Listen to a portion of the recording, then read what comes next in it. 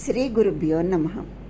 సర్వమంగళమాంగళ్యే శివే సర్వార్థసాధికే శరణ్యే త్ర్యంబకే దేవి నారాయణీ నమోస్తుతే.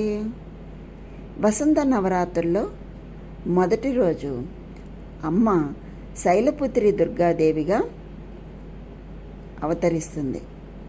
అమ్మవారి నవదుర్గల అవతారాల్లో మొదటి అవతారం శైలపుత్రి దుర్గా. నవరాత్రుల మొదటి రోజు అయిన చైత్ర శుక్ల పాడ్యమి నాడు ఈ తల్లిని పూజిస్తారు. శైలం అంటే కొండ. పర్వతమైన హిమవంతునికి జన్మించిన అమ్మవారు కాబట్టి ఈమెకు శైలపుత్రి అనే పేరు వచ్చింది. సతి, భవాని, పార్వతి, హైమవతి అనే పేర్లు కూడా ఉన్నాయి. శివుని భార్య, గణపతి సుబ్రహ్మణ్యేశ్వర్ల తల్లి అయిన పార్వతీదేవినే శైలపుత్రిగా కూడా వ్యవహరిస్తారు. ఈ అమ్మవారు తలపై చంద్రవంకను ధరిస్తుంది. కుడి చేతిలో త్రిశూలం, ఎడమ చేతిలో కమలం ఉన్న ఈ తల్లి వాహనం వృషభం. పేరులోనే కాక వాహనం, ఆయుధంతో సహా సాక్షాత్తు పార్వతీదేవి అవతారమే ఈ శైలపుత్రి దుర్గా. రాక్షసుని సంహారం గావించేందుకు యుద్ధంలో మొదటి రోజు పరాశక్తి ఇలా పార్వతీదేవిగా వచ్చింది కనుక నవరాత్రుల మొదటి రోజు శైలపుత్రి దుర్గాదేవిని ఆరాధిస్తారు. నవదుర్గల్లో మొదటి అవతారమైన శైలపుత్రి దుర్గా పర్వతరాజు హిమవంతుని కూతురు. తపస్సు ఆచరించి ఆమె శివుణ్ణి భర్తగా పొందింది. ఈ అమ్మవారిని పార్వతి, హైమవతి అని కూడా పిలుచుకుంటారు.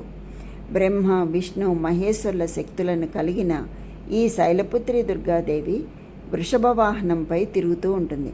కుడి చేతిలో శివుని ఆయుధమైన త్రిశూలాన్ని ధరించి ఎడమ చేతిలో కమలం పట్టుకుంటుంది. పూర్వజన్మలో ఆమె దక్ష ప్రజాపతి కుమార్తె సతీదేవి. తండ్రికి ఇష్టం లేకపోయినా నిత్య శివకుటుంబిని అయిన అమ్మవారు శివుణ్ణి వివాహం చేసుకుంటుంది. ఆ కోపం మనసులో పెట్టుకున్న దక్షుడు పెద్ద యజ్ఞం తలపెట్టి శివుణ్ణి, సతీదేవిని ఆహ్వానించడు. పుట్టింటిపై ప్రేమతో పిలవకపోయినా అక్కడికి వెళ్ళిన సతీదేవిని అవమానిస్తాడు దక్షుడు. నిరీశ్వర యజ్ఞం ఎప్పటికైనా నాశనమవ్వక తప్పదు అనే హెచ్చరికను లోకానికి ఇస్తూ అవమాన భారంతో కాలి గోటితో అగ్నిని సృజించి అందులో దూకి తను చాలిస్తుంది సతీదేవి. తనను దాక్షాయిణి అనే పేరుతో కీర్తించవద్దని అలా పిలిచినప్పుడు వెంటనే దక్షయజ్ఞ వినాశిని అని పిలవాలని శాసించి అంతర్ధానమవుతుంది. ఆ తర్వాత తిరిగి శివుణ్ణి వివాహం చేసుకునేందుకు మేనక హిమవంతులకు ఇచ్చిన మాట ప్రకారం వారికి కుమార్తెగా పార్వతిగా జన్మించింది అమ్మవారు. ఈ తల్లే శైలపుత్రి. శివ మహాపురాణం, దేవీ భాగవతం వంటి ఇతర పురాణాల్లోనూ సతీ, పార్వతీదేవుల కథలు మనం చూడవచ్చు. ఋతుచక్రానికి అధిష్టాన దేవత శైలపుత్రీదేవి. నందిపై కూర్చుని మూలాధార చక్రానికి తన ప్రయాణాన్ని ప్రారంభిస్తుంది ఈ తల్లి. లౌకికంగా తండ్రి నుంచి భర్తను వెతుక్కుంటూ, అంటే హిమవంతుడి నుంచి శివుణ్ణి వెతుక్కుంటూ ప్రయాణించి శివుణ్ణి చేరుకుంటుంది శైలపుత్రీదేవి. మూలాధార చక్రాన్ని జాగృతం చేస్తుంది ఈ తల్లి ఉపాసన. అందుకే నవరాత్రి పూజలు చేసేవారు, యోగులు ఈ అమ్మవారిని ఉపాసించి మూలాధార చక్రంపై దృష్టి కేంద్రీకరించి ధ్యానిస్తారు. ఇలా మూలాధార చక్రాన్ని ధ్యానం చేయటం ఆధ్యాత్మిక మార్గంలో తొలిమెట్టుగా చెప్తారు. ఇదే యోగ సాధనకు ప్రథమమైనది. శైలపుత్రీదేవి మూలాధార శక్తికి అధిష్టాన దేవత. ఎన్ని జన్మలకైనా శివకుటుంబిని కాబట్టి తన భర్త అయిన శివుణ్ణి వెతికి ధ్యానించి సొంతం చేసుకున్న ఈ అమ్మవారిని ఉపాసించడం ద్వారా తనలో ఉన్న దైవాన్ని దర్శించవచ్చు అని చెప్తారు. యోగపరంగా నవరాత్రుల్లోని మొదటి రాత్రి చాలా పవిత్రమైనది, కీలకమైనది.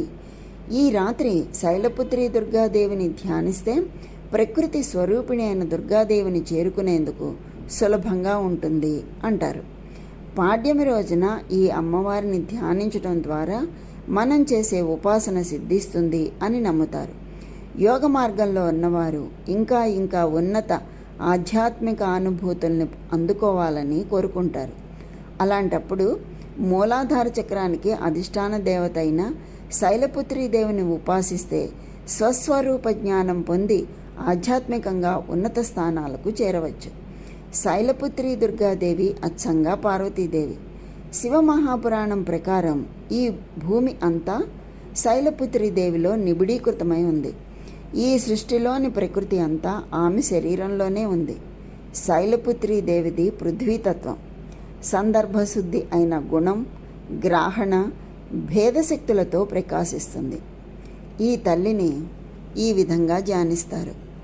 వందే వాంఛిత లాభాయ చంద్రార్ధకృతశేఖరాం వృషారూఢం శూలధరాం శైలపుత్రీం యశస్వినీం అని ఆ తల్లిని ధ్యానిస్తారు. అంటే వృషభాన్ని అధిరోహించి కిరీటంలో చంద్రవంకను ధరించి యశస్సు కలిగి భక్తుల మనోవాంఛలను తీర్చే మాత శైలపుత్రి దుర్గాదేవికి నా వందనము. ఆ శైలపుత్రి దుర్గాదేవికి నమస్కారం అర్పిస్తున్నాను అని దీనర్థం.